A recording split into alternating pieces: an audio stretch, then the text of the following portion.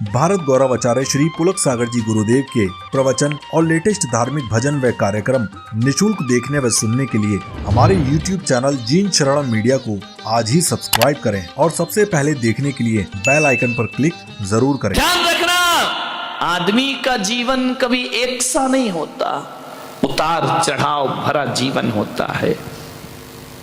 महापुरुषों के जीवन में भी उतार चढ़ाव आते हैं, हमारे और तुम्हारे जीवन में भी उतार चढ़ाव आते हैं।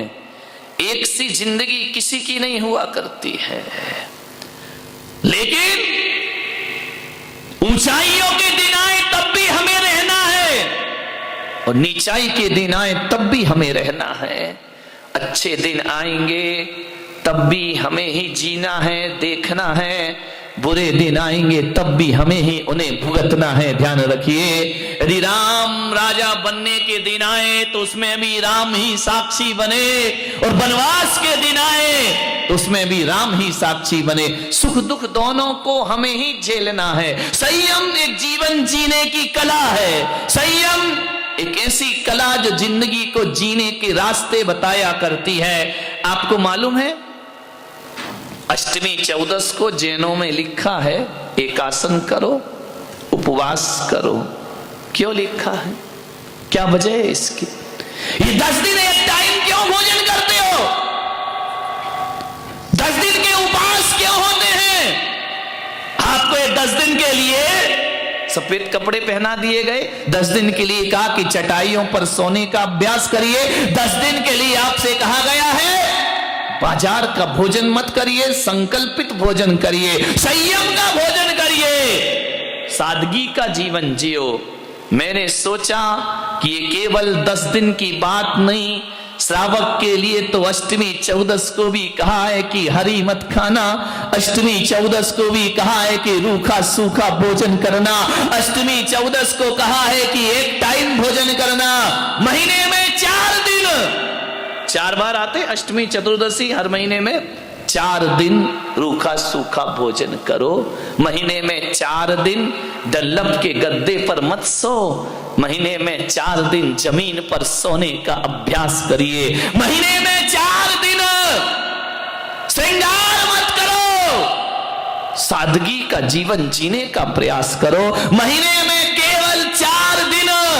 शास्त्रों में तो लिखा है अष्टमी चौदस को घर बार छोड़कर जिनालय में निवास करना चाहिए, भगवान के मंदिर में रहना चाहिए, रात्रि में जागरण करना चाहिए, सोना नहीं चाहिए। ध्यान रखना, अष्टमी और चतुर्दशी वाले दिन मान्यवर, मैंने सोचा कि नियम क्यों बनाए गए हैं, इनका कारण क्या, इनका लॉजिक क्या है। तो मैंने इसी चिंतन पर पहुंचा कि भगवान महावीर ने कहा है कि सबके दिन एक से नहीं हुआ करते हैं। आज पुण्य का उदय है, करोड़ों की संपदा है, आज आपके पास पैसा है, ध्यान रखना, ये जिस दिन पुण्य क्षीण हो गया उस दिन सब लुटने में ज्यादा देर नहीं। आपने देखा होगा, हमारे देखते ही देखते कई लाखपति खाकपति हो जाया करते हैं। महलों में रहने वाले सड़कों पर, देखा नहीं सिंघानिया का जीवन, इससे बड़ा उदाहरण क्या होगा। महलों में रहने वाला सड़कों की खाक छानते फिर रहा है। मान्यवर ध्यान रखना, जीवन बदल जाएगा। बहुत ऐशो आराम का जीवन जिया, अब जेल की हवा खाओ। ध्यान रखिए, बहुत डल्लभ के गद्दे पर सोए, अब जेल की दरी मिलेगी, जेल की एक चादर कंबल मिलेगी, गुजारो जिंदगी। अब आंसू क्यों, अब रोना क्यों, अब माफी क्यों, अब सिसकना क्यों? विचार करिए, काश महावीर की साधना कर लेता तो आज ये दिन देखने की जरूरत नहीं पड़ती जिंदगी में। महावीर का संयम ले लेता। भगवान महावीर ने कहा कि ग्रस्त हो, 4 दिन सादगी के गुजारो, 4 दिन सिंपल रहो, 4 दिन ऐसा जीवन जियो जैसे साधु संतों का जीवन होता है। मान्यवर, इसलिए कहा कि पुण्य जिस दिन क्षीण हो गया और ये 4 दिन जो महीने की आप साधना करेंगे, 10 दिन पर्युषण की साधना करेंगे, तो कम से कम आपको इतनी आदत तो पड़ जाए कि जब डल्लभ का गद्दा बिक जाएगा तो हमको चटाई में भी वैसी नींद आएगी जैसे डल्लभ के गद्दे पर नींद आया करती है।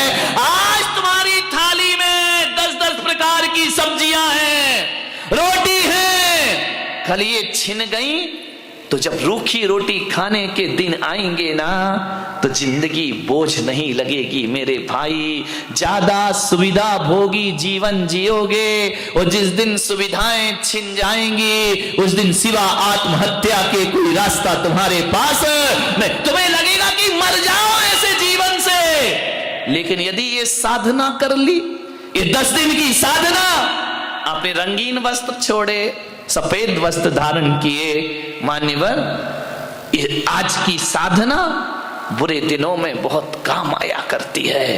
इसलिए बारामती वालों, मैं आपसे निवेदन करता हूं कि महीने के 30 दिन 30 रात आप घर में बिताते हो तो हर महीने एक नियम करो कि एक रात किसी तीर्थ पे जाके धर्मशाला में भी बिताने की साधना करेंगे। आसपास के तीर्थों में एक रात जरूर बिताएंगे, क्योंकि जब महल छिनेगा तो धर्मशाला बहुत काम आएगी, तुम्हारे ध्यान रखना। मान्यवर, आपसे निवेदन है, एक दिन रूखा सूखा खाओ, ना छिने पुण्य। कल ऐसी बीमारी लग गई कि आप फिर तला हुआ नहीं खा सकते, तो अष्टमी 14 की साधना तुम्हारे बहुत काम आएगी। ये संकल्प, ये संयम बुरे दिनों में हमारे जीवन में बड़े काम आते हैं। महीने में 4 दिन ब्रह्मचर्य की साधना करो, महीने में 4 दिन रस परित्याग का जीवन जियो, तो ध्यान रखना उतार चढ़ाव की जिंदगी में भी जिंदगी संभल करके चलेगी। फिर आपको लगेगा, आज आप देख रहे हैं हम लोग यहां पर हैं, यहां चातुर्मास हो रहा है, मेरे कमरे को देखना। कई लोग तो मुझे कम देखते, कमरा ज्यादा देखते हैं, क्या लगा है, क्या सजा है, क्या दरबार है। ध्यान रखना, विचार करना। आज यहां है तो उस कमरे में हम रुके हैं, कल बिहार होगा तो टूटे कमरे में भी रात गुजारने की ताकत रखा करते हैं। ध्यान रखिए, टूटे स्कूलों में भी रात गुजर जाया करती है। आज सुविधा है, कल नहीं रहेगी। साधु तो सतत बिहारी है, साधु तो एक जगह रुकता ही नहीं है, बिहार करते रहता है। तरह तरह की सभ्यताएं देखने को मिलती है, तरह तरह की संस्कृति देखने को मिलती है, अजीब अजीब भाषाएं सुनने को मिलती हैं। जहां जाओ वहां की अलग अलग सभ्यता है, अलग अलग संस्कृति है। एक साधु को अपना जीवन ऐसा ढाल लेना चाहिए कि जहां जाओ जैसा देश वैसा भेष बनाने की, ये संयम का फल है मेरे भाई। ध्यान रखना, अच्छे भी लोग मिलते हैं, बुरे भी लोग मिलते हैं, आरती उतारने वाले भी मिलते हैं और गालियां देने वाले भी मिलते हैं, अर्घावतारण वाले भी मिलते हैं और असी प्रहारण वाले भी मिलते हैं। ध्यान रखना, जिंदगी है, सब जगह एक साथ थोड़ी होगा। आज जो बारामती का वातावरण है, जरूरी नहीं कि आगे ऐसा ही वातावरण मिले। हर हाल में जो खुश रहना सिखाता है वो उत्तम संयम धर्म हुआ करता है। हर परिस्थिति में आनंद है। ध्यान रखना, इसका नाम संयम है। यदि ये संयम हमारे जीवन में आ गया तो बताओ मेरे भाई, इससे नुकसान कौन सा है। 10 दिन तुमने यदि रात्रि में पानी नहीं पिया तो एक संकल्प किया है अपने आप की क्षमता को जानने का, उजागर करने का। हमारे अंदर अनंत संभावनाएं हैं, संयम उन संभावनाओं को उजागर किया करता है। आचार्य शांति सागर महाराज से बोला गया कि महाराज, कोई जरूरी है कि हम सब आपकी तरह नग्न हो जाएं, आपकी तरह महाराज बन जाएं? क्या जरूरी है? महाराज ने कहा कोई जरूरी नहीं है। ध्यान रखना, लेकिन आज इस पंचम काल में हम धर्म का और मुक्ति का बीज बो सकते हैं। और यदि आप संयम साधना कर रहे हैं तो ये समझना कि हम धर्म के और मोक्ष के बीज बो रहे हैं। एक बात बताइए, विचार करना है आपको, किसी की पहचान नहीं हुआ करती है, ध्यान रखना। बीज से किसी भी चीज की, वृक्ष की पहचान नहीं होती है, ध्यान रखना। किसी भी पेड़ की पहचान, किसी भी वृक्ष की पहचान बीज से नहीं, उसके फलों से हुआ करती है। जब फल होते हैं तभी पहचाना जाता है कि ये बीज किसका है और ये पेड़ किसका। फल ना होंगे तो पहचान ना होगी, फलों से पहचाना जाता है। ध्यान रखना, बीज को देखकर कोई, जिसने अनजान व्यक्ति किसी बीज को देख ले तो कैसे बताएगा ये किसका बीज है, कोई नहीं बता सकता। लेकिन जब वह बीज धरती पर बो दिया जाता है, जब अंकुरित होता है, जब वृक्ष बनता है और जब उस पे फल लटकते हैं, तब कहा जाता है कि ये बीज इस फल का।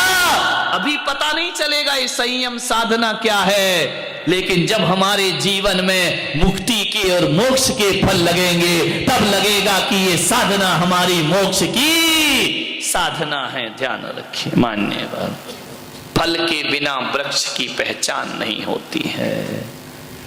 संयम लो, छोटे छोटे नियम लेने का साहस करो। जिस बिना नहीं जिन राज सीजे, तू रोलो जग कीच में। विचार करिए, इस संयम के बिना तो तीर्थंकरों की मुक्ति नहीं होती है, तो आप और हम जैसे साधारण लोग कहां से मुक्ति को प्राप्त करेंगे। कितने भी तीर्थंकर घर में सम्यक दृष्टि रहा करते हो, कितना भी आत्मा का ज्ञान रखते हो, कितना भी तीर्थंकर तीन ज्ञान को लेकर आए हो, लेकिन जब तक वो संयम नहीं लेते तब तक तीर्थंकरों को भी मोक्ष की प्राप्ति। और तुम पूजा में क्या पढ़ते हो, जिस बिना नहीं जिन राज सीजे, आगे तू रोलो जग की। तू रोलो माने, तू माने भगवान, भगवान के सामने यार के चढ़ाते हो, तू रोलो जग कीच में। तू रोलो नहीं, जिस बिना नहीं जिन राज सीजे, मैं रोलो जग कीच में, हम सब रोले जग कीच। तू का मतलब भगवान या पड़ोसी नहीं। पूजा दूसरों के लिए नहीं की जाती है, पूजा तो अपने आप के लिए की जाती। मैं रोलो जग कीच में, संसार की कीचड़ में फंसा मैं कैसे मुक्ति पाऊंगा यदि संयम ना हो। एक बात ध्यान रखना, दुनिया में सबसे ज्यादा शक्तिशाली यदि कोई होता है तो चट्टान हुआ करती है, लेकिन भगवान महावीर कहते हैं चट्टान से भी ज्यादा शक्तिशाली धरती पर कोई होता है तो वह लोहा हुआ करता है, जो चट्टान के टुकड़े टुकड़े कर दिया करता है। लोहे से भी ज्यादा शक्तिशाली कोई है तो लोहे से भी ज्यादा शक्तिशाली अग्नि हुआ करती है, जो लोहे को गला के पानी बना दिया करती है। अग्नि से भी ज्यादा शक्तिशाली कोई है तो अग्नि से ज्यादा शक्तिशाली पानी हुआ करता है, जो धधकते हुए दावा नल को बुझा दिया करता है। पानी से ज्यादा शक्तिशाली कौन है, तो पानी से ज्यादा शक्तिशाली कौन होगा, कौन होगा पानी से ज्यादा शक्तिशाली, बोलिए। पानी से ज्यादा शक्तिशाली, पानी से ज्यादा शक्तिशाली आदमी का संकल्प हुआ करता है।